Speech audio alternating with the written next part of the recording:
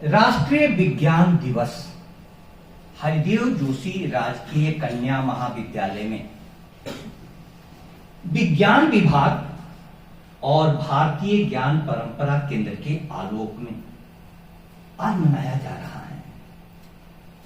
मंच पर विराजमान डॉक्टर प्रकाश गिरी गोस्वामी सर और अन्य प्रोफेसरगण, विद्यार्थीगण एवं सामने में उपस्थित छात्राएं,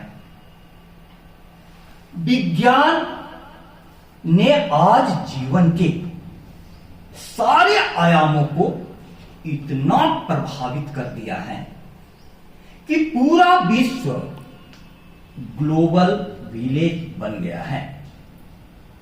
आज यदि आप चाहें तो सुबह का नाश्ता हिंदुस्तान में करें, दोपहर का खाना यूरोप में खाएं और शाम का डिनर अमेरिका में। ग्लोबल विलेज, पूरी दुनिया इतनी छोटी हो गई। इतना ही नहीं, विज्ञान अब इस मुकाम पर आ गया एआई के जमाने में कि आपसे ज्यादा एक्यूरेसी के साथ और ज्यादा परफेक्शन के साथ कोई भी कैलकुलेशन कर लेता है। किसी भी प्रकार के नए नए जो चीजें बन रही हैं, कोई विचार आ रहा है, चैट जीपीटी से आप पूछिए राष्ट्रीय विज्ञान दिवस, वो बहुत अच्छा विचार दे देगा। आज विज्ञान इस जगह पर पहुंच गया कि हमारे जीवन के सारे आयामों को विज्ञान ने कवर कर लिया है। अब इस विज्ञान के आविष्कारों के कारण वैज्ञानिक आज सबसे ज्यादा पूजनीय है। जिस देश के पास वैज्ञानिक है वो देश विश्व का सबसे शक्तिशाली देश है। ठीक है, विज्ञान के चमत्कारों को देखो, कितने सुंदर मकान बना दिए गए और कितनी सुख सुविधाएं उन मकानों में दे दी गई कि आपको उठ करके रिमोट भी दबाना नहीं है। अब आप सीधे मन में कल्पना करेंगे और टीवी चालू हो जाएगा। विज्ञान ने इतना कुछ बदल दिया।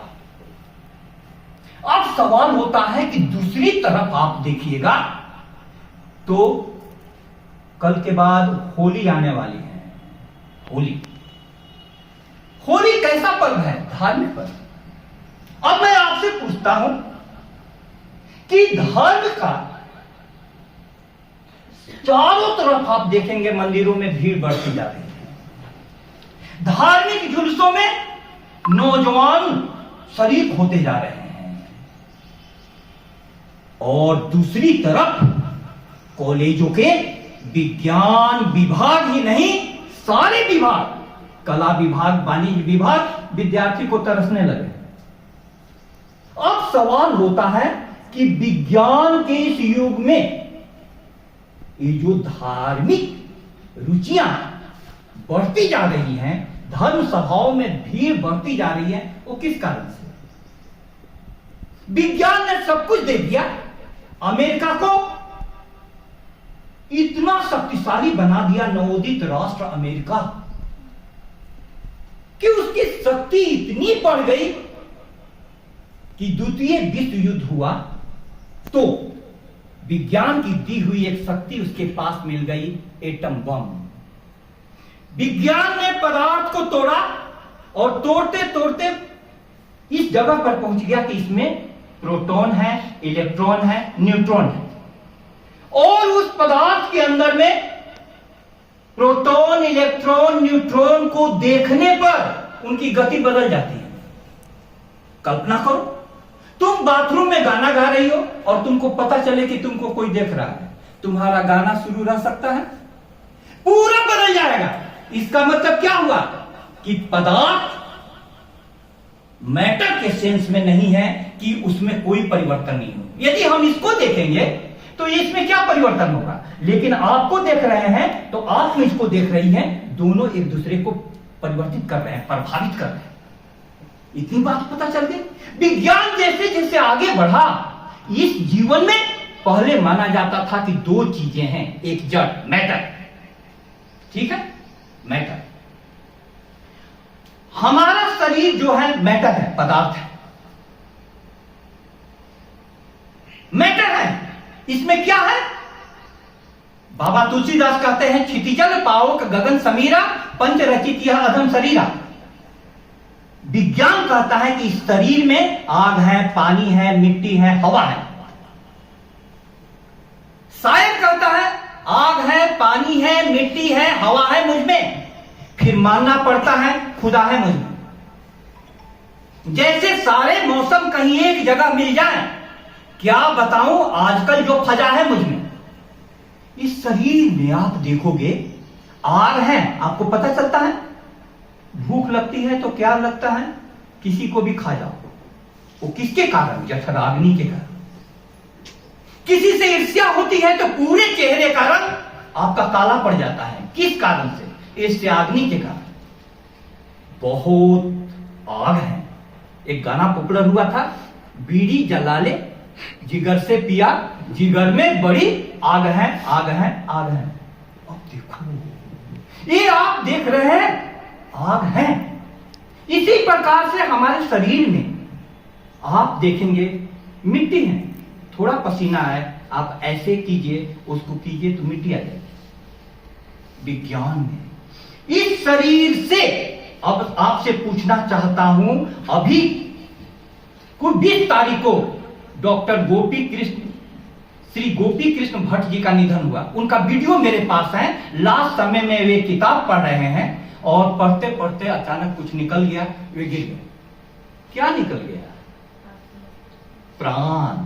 क्या निकल गया? चेतना। उसके बाद उस शरीर को क्या किया जाता है? चेतना निकलने के बाद तुरंत जलाने की तैयारी हो जाती है या गाड़ने की तैयारी हो जाती है। वो लेटा था जमीन पर, लोग कहते हैं कि मर गया। वो तो बेचारा सफर में था, आज अपने घर गया। अपना घर क्या है? ऊपर से। चेतना ऊपर से आती है इस शरीर में। मां बाप से जन्म होता है शरीर का, मां बाप के मिलन से मिट्टी, ये जो शरीर बनता है, लेकिन इसमें चेतना कहां से आती है? परमात्मा के पास से। आत्मा, जिसको कहिए आत्मा। अब देखो ध्यान से, अब हमारे व्यक्तित्व में दो चीजें हो गई।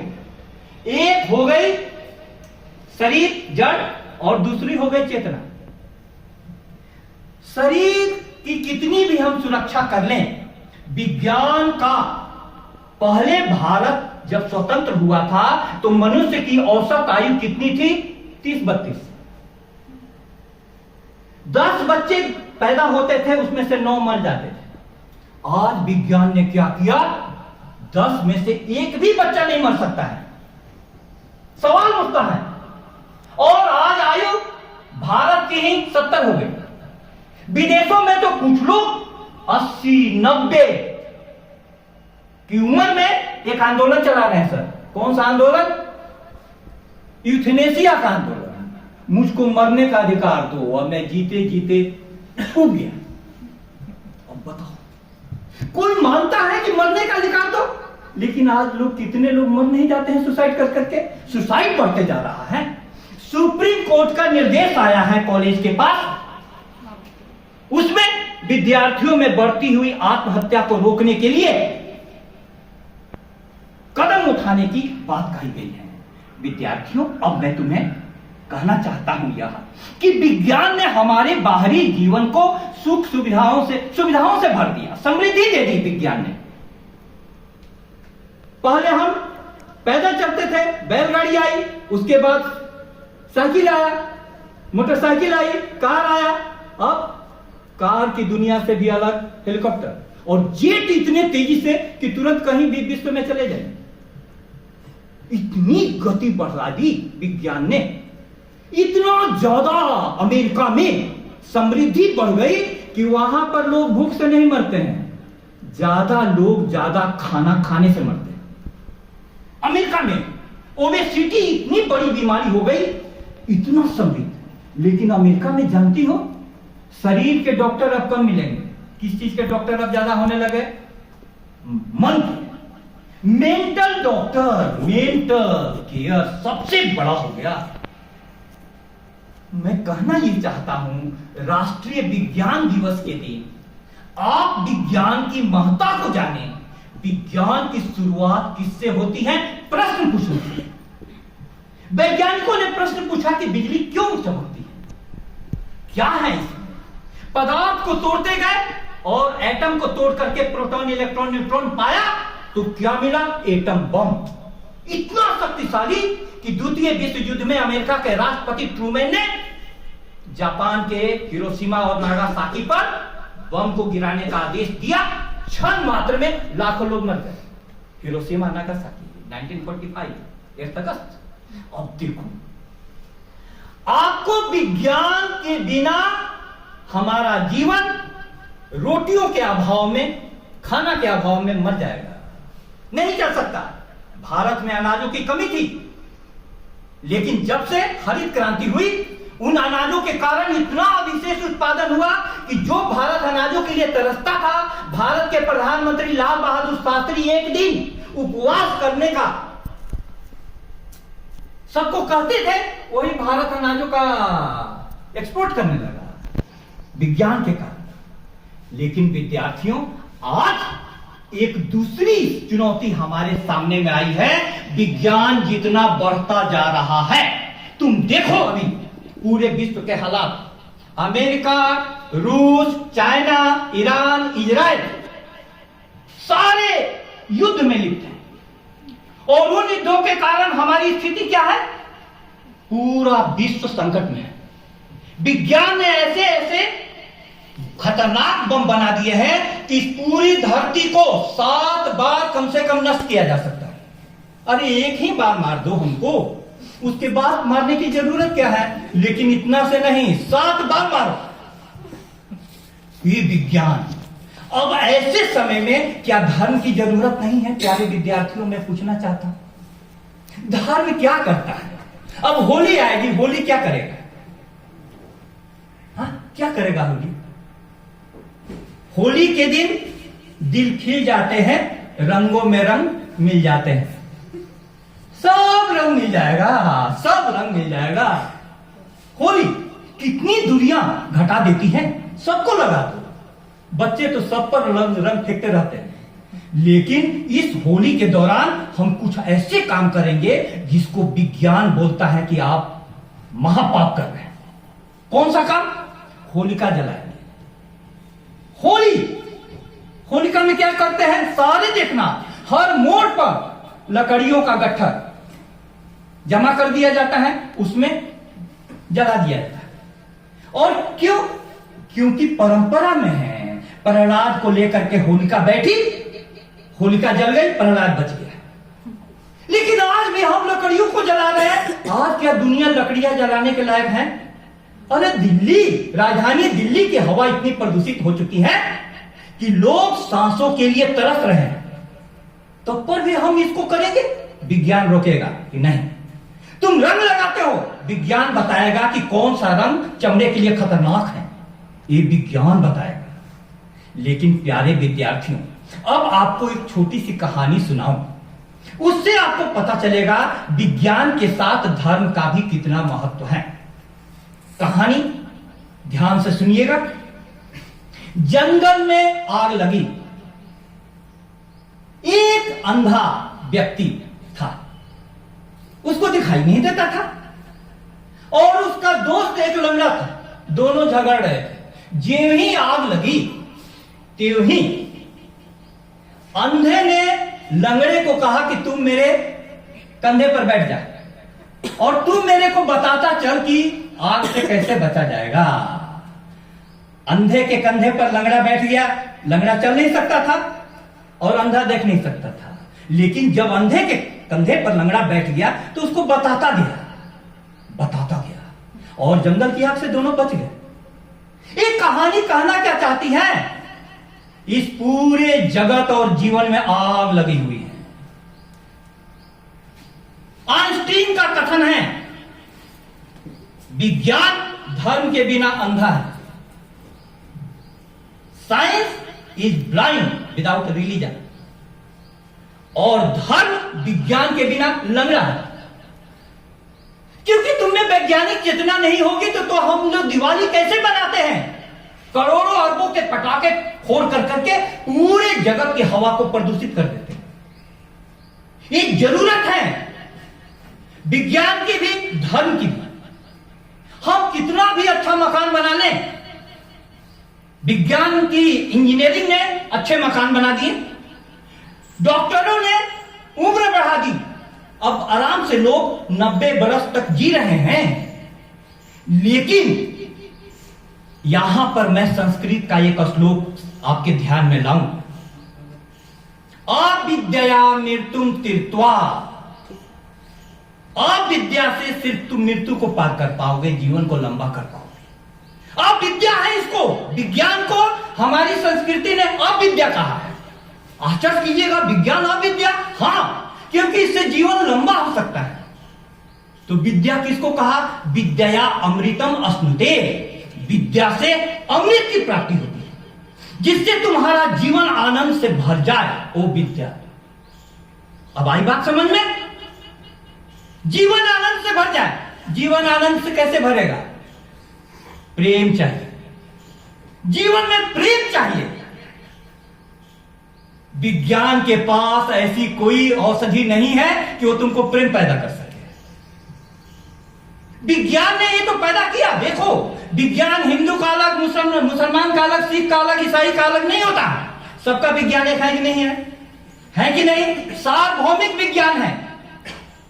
अब विज्ञान के प्रभाव में धर्म भी ऐसा चाहिए जो हिंदू, मुसलमान, सिख, ईसाई को लड़वाए नहीं। ये हिंदू है, वो मुसलमान, ये सिख, वो ईसाई, इस पर एक पाबंदियां, सब पर पाबंदियां हैं और सब आपस में लड़ रहे हैं। विज्ञान क्या करेगा? विज्ञान बोलेगा कि सार्वभौमिक धर्म, पूरे विश्व का धर्म भी एक हो सकता है। कैसे हो सकता है? अब ये देखना, सबके, हमारे लोगों के शरीर अलग अलग है, रंग रूप अलग अलग है, इतनी विविधता है, लेकिन सब में आत्मा जो है, चेतना जो है, वो कहां से आई है? परमात्मा के पास से। इसीलिए स्वामी विवेकानंद उस समय के सबसे बड़े बुद्धिजीवी, विश्वविद्यालय का टॉपर, तार्किक वैज्ञानिक दृष्टिकोण रखने वाले, किसके चरणों में जाकर के सर झुकाए? रामकृष्ण परमहंस, जो कि ज्यादा पढ़े लिखे नहीं थे। क्यों? क्योंकि वे देखते थे कि ये तर्क करते करते इनके घर में, इनके पिताजी का देहावसान हुआ तो इनके घर में खाने के लाले पड़ गए, और रामकृष्ण परमहंस के पास कुछ नहीं था, फिर भी वे आनंद से भरे हुए हैं। मां काली को जब भी बुलाते थे, मां काली आ जाती थी। आनंद, प्रेम, प्रेम। मेरे प्यारे विद्यार्थियों, मैं ये कहना चाहता हूं कि ये विज्ञान के द्वारा, वैज्ञानिक दृष्टिकोण के द्वारा हम लोग ऐसा कर सकते हैं। सबके पास चेतना है, चेतना, उस चेतना में का सबका विज्ञान एक हो सकता है। कैसे? आत्मवत सर्वभूतेषु यह पश्यति स पंडिता, संस्कृत का एक लाइन है। अपने समान तुम सब में देखो, उसी को पंडित कहते हैं। कबीर दास के शब्दों में, पोथी पढ़ पढ़ जग मुआ, पंडित भया न कोय, ढाई आखर प्रेम का, पढ़े सो पंडित होए। यदि मेरे में जो चेतना है वही आप में है, हम आपसे घृणा कैसे कर सकते हैं? आज विज्ञान, राष्ट्रीय विज्ञान दिवस पर मैंने आपके समक्ष ये बातें रखी ताकि आपको समझ में आए कि विज्ञान का भी जीवन में महत्व है, धर्म का भी महत्व है। लेकिन वैज्ञानिक दृष्टिकोण से जीवन जीना है और वैज्ञानिक दृष्टिकोण से धर्म की भी साधना करनी है। अब विद्यार्थियों के पास कोई प्रश्न हो तो आप अपने प्रश्न पूछ सकते हैं। एक प्रश्न जरूर आना चाहिए। यदि विद्यार्थियों के पास नहीं हो तो मंच पर किसी का प्रश्न हो तो एक प्रश्न पूछते हैं, एक प्रश्न। भविष्य कहाँ देखते हो विज्ञान के साथ? विज्ञान में भविष्य क्या होगा? डॉक्टर प्रकाश गिरी गोस्वामी सर का प्रश्न है कि विज्ञान का भविष्य क्या होगा। विज्ञान का वर्तमान तो बहुत उज्जवल है। निश्चित रूप में वैज्ञानिक से ज्यादा श्रद्धा का स्थान आज किसी ने नहीं लिया है। लेकिन आइंस्टीन जैसे जैसे जीवन में आगे बढ़ते गए, आपको मैं बताऊं, आइंस्टीन रहस्यवादी ज्यादा बनते गए। उनके अंतिम शब्द हैं कि अगले जन्म में मैं वैज्ञानिक बनने की अपेक्षा एक प्लम्बर बनना ज्यादा पसंद करूंगा। क्यों?